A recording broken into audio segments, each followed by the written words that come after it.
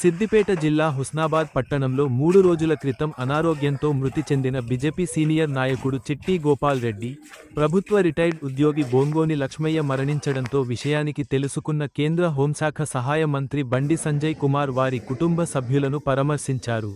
ఆందోళన చెందకండి, మనోధైర్యంగా ఉండండి అంటూ అండగా ఉంటాని మృతుల కుటుంబ సభ్యులకు భరోసానిప్పారు. ఆయన వెంట హుస్నాబాద్కి చెందిన బీజేపీ నాయకులు, కార్యకర్తలు ఉన్నారు.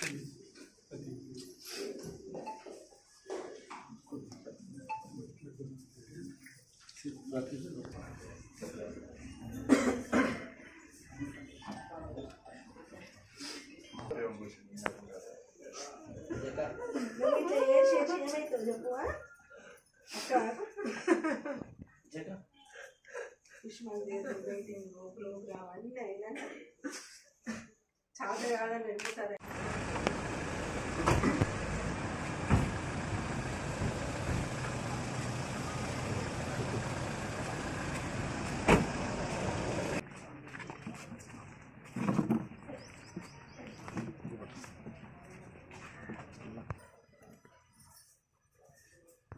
సండే నైట్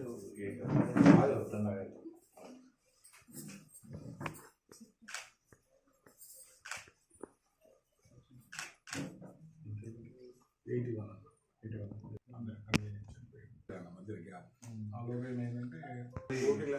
తీసుకొచ్చిన తర్వాత మళ్ళీ సెకండ్ టైం 20 days